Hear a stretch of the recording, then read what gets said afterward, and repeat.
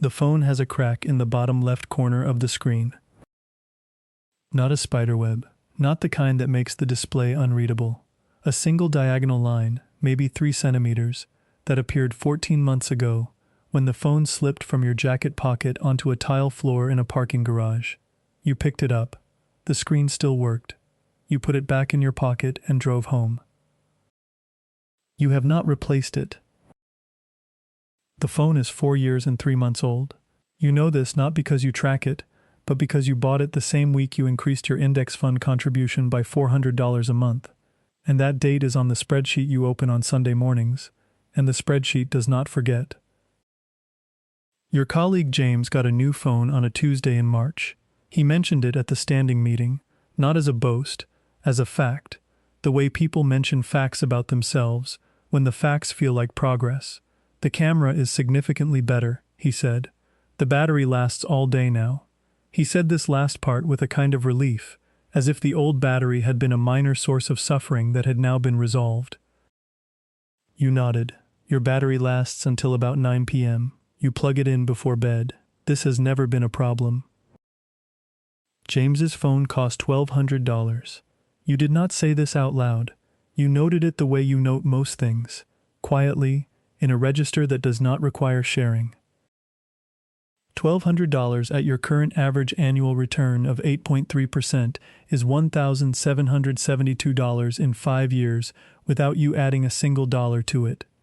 $1,200 is also 12 months of the difference between what you spend and what you earn, divided by a number that has been quietly widening for 6 years. The $1,200 is not a large number in isolation. In context, it is the kind of number that either compounds or disappears, and the only variable is the decision made in the first 48 hours after the desire appears. The desire appeared. You waited 48 hours. It did not survive the wait. This is not a story about frugality. Frugality is about restriction. This is about something else, a different relationship to the signal that an upgraded phone sends, and a growing indifference to sending it, and the specific financial consequence of that indifference compounded across 4 years and 11 months of decisions that each looked exactly like the phone decision from the outside. Small, inconsequential, slightly behind the curve. From the inside they look different. From the inside, each one is a unit of future freedom that was not exchanged for a unit of present approval. You are 37 years old, your portfolio, a Roth IRA maxed for 9 consecutive years, a 401k at the employer match, plus an additional 4%, and a taxable brokerage account that receives what is left after rent and groceries and the occasional dinner that you pay for, because the dinner is worth it and not because someone is watching, crossed $800,000 on a Thursday morning in February. You were on a call when it happened. You checked the number at lunch. You ate the lunch you had brought from home. You went back to the call. Nobody in the call knew. Nobody at the lunch table knew. James, who was showing someone the camera on his new phone 2 tables over, did not know. The phone in your pocket, cracked in the bottom left corner, running the same operating system it has run for 4 years, did not announce it. Nothing announced it, that is the point. At 28, you were earning $54,000. The number felt like enough, and also not enough simultaneously, which is the precise financial feeling of someone who has not yet decided what the money is for. You saved 11% that first year, not because 11% was the correct number, because 11% was what remained after rent and the car payment and the groceries and the habits you had not yet examined closely enough to question. The following year you examined them. The car payment was $387 a month. You paid it off 14 months early and redirected the $387 into the Roth IRA. The car did not change. The number going into the account changed. Nobody in the parking garage could see the difference. That was the first time you understood that the invisible adjustments were the ones that accumulated. At 31, the phone you had at the time broke completely. Not cracked, not slow, actually broken. Screen gone dark, unresponsive. You replaced it. You bought the model one generation behind the current one at a discount of $340. It worked exactly as a phone works. You invested the $340. You noted this in the spreadsheet not as a victory, but as a data point, evidence that the decision was repeatable, which was more useful than feeling good about it once. Repeatable decisions are the only kind that compound. The portfolio at $800,000 generates, at your historical average of 8.3%, approximately $66,400 a year. That is $5,533 a month, $1,383 a week, $197 a day, 8.22 an hour. While you were sleeping last night, the account generated $65.76. The phone on your nightstand, plugged into the charger, screen dark, crack invisible in the dark room, sat beside the thing generating $65.76 and did not participate in the generation and did not need to. In the 4 years you have not upgraded the phone, the account has grown by approximately $310,000. The phone decision did not produce $310,000. The phone decision is one of several hundred decisions made over 4 years that together produced the conditions in which $310,000 could accumulate. Each decision was small. The accumulation is not. At $8.22 an hour, the account earns the cost of James's phone in approximately 146 hours, 6 days. The account earns it whether or not you are working, whether or not you are on a call, whether or not you are eating the lunch you brought from home while James shows someone the camera. You are not thinking about this at lunch. Lunch is lunch. The crack in the screen is visible in certain light, specifically in direct sunlight at an angle. The line catches and becomes more prominent, a thin interruption across the glass that draws the eye if the eye is looking for it. Most eyes are not looking for it. Most eyes are looking at their own phones, or at the person speaking, or at the door. You have noticed over 4 years that the phone generates less comment than you expected when you first decided not to replace it. You expected someone to notice, to mention it, to ask. The asking has happened twice. Both times you said it still works, and both times the conversation moved on immediately, because there was nothing further to say. The phone works.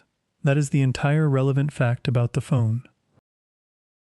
What is not visible in any light, the brokerage account, the Roth IRA, the 401k, the spreadsheet, the 9 years of maxed contributions, the decision at 31 to buy the previous generation, the $340, the $387 car payment that became an index fund contribution.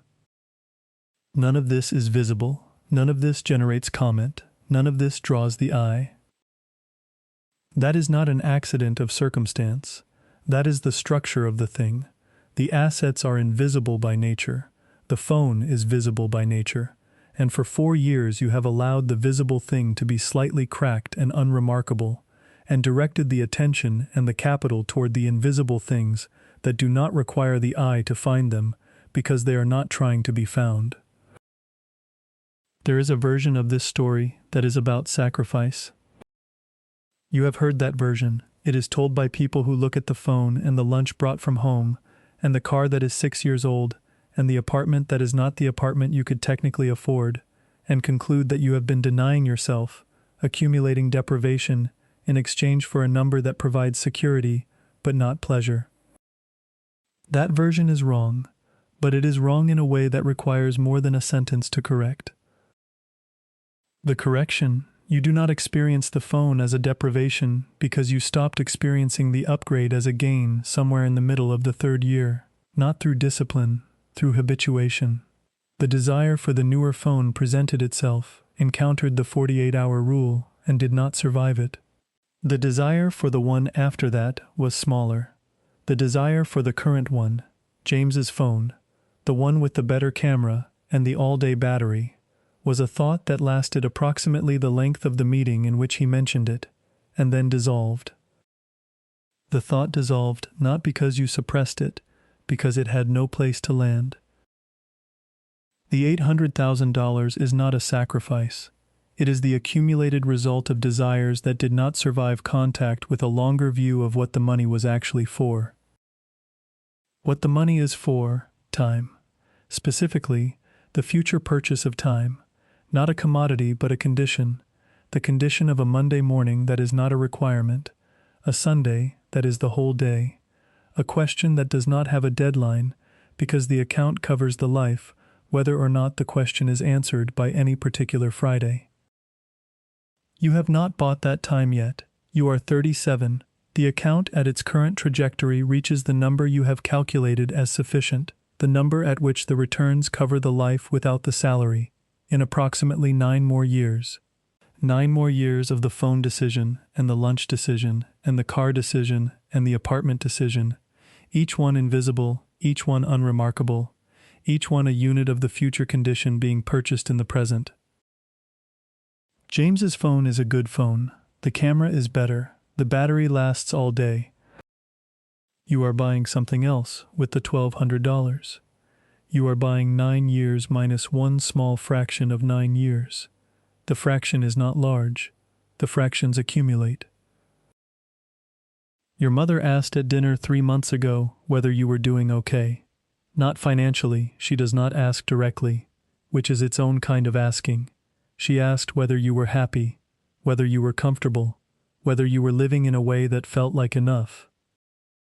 You said yes, and meant it, and understood that the yes required context she did not have, and that providing the context would change the conversation in ways that would not improve it. The context. Your net worth crossed $800,000 in February. The phone in your pocket has a crack in the bottom left corner. You are doing fine. You are, by the measure that matters most to you, the measure of future freedom purchased and accumulating, doing better than fine. You did not say this. You had the dinner. It was good. You drove home in the 6-year-old car. The phone navigated. The crack was invisible in the dark. 3 things are true simultaneously and do not contradict each other. The phone is old. The phone works. The account grows. These 3 facts share no logical conflict. They are simply 3 true things existing at the same time, 2 of which are visible and 1 of which is not, and the one that is not visible is the one doing the most work. At $8.22 an hour, the account has generated $49.32 in the 6 hours since you woke up. It generated this figure without consulting the phone, without requiring an upgrade, without needing the camera to be better or the battery to last all day. The account does not have opinions about the phone. The account runs. You have an opinion about the phone. The opinion is that it works, and that working is the relevant standard, and that the relevant standard has served you for 4 years and 11 months without costing you anything you have subsequently wished you had back. James asked you last week what your plan was. Not financially, professionally, where you saw yourself in 5 years, what the trajectory looked like, whether you were thinking about moving into management. You said you were keeping your options open. This is true. Your options are, specifically and measurably, more open than they were 4 years ago, when the phone was new and the account was $490,000, and the number you had calculated as sufficient was further away than it is now. The options are open in proportion to the account balance, which is a way of saying that the phone decision and the lunch decision and the 11 other daily decisions that look like nothing from the outside are what keep the options open. James is keeping his options open too. His phone is beautiful. The camera is excellent. You do not know his account balance. You do not ask. You assume he is building towards something. Most people are building towards something. The difference is rarely intelligence or income. The difference is usually the 48 hours between desire and decision, and what survives that interval, and whether the thing that survives is the phone, or the fraction of 9 years. You are buying the fraction, invisibly, unremarkably, one decision at a time. It is a Thursday. The phone is in your pocket. The crack is there if you look for it. The account, which you will not check until Sunday, is somewhere above $800,000 and below a number you have not yet calculated, because the relevant question has shifted from how much to what for. That shift is the real event, not the $800,000, not the Thursday, the shift. The question of what the freedom is for is harder than the question of how to build it. The building had a mechanism: save the gap, invest the gap, hold through the corrections, do not upgrade faster than the account grows, repeat. The mechanism is simple, holding it is the work. The what for does not have a mechanism. It has only the specific weight of a life you have been quietly purchasing for 9 years and have not yet collected, and the understanding, which arrives slowly and then all at once, that collecting it requires knowing what you want it to contain. You do not know yet. You are 37. You have time. That is the thing: the cracked phone and the brought lunch and the 6-year-old car and the apartment you could afford to upgrade and have not. That is what all of it has been purchasing. Not the Italian place, not the signal, not the approval of the people in the meeting who notice the phone and draw conclusions that are true on the surface and wrong underneath. Time. The specific, unscheduled, undeadline luxury of a question that does not have to be answered by Friday. The phone works. The account runs. Friday is not a deadline.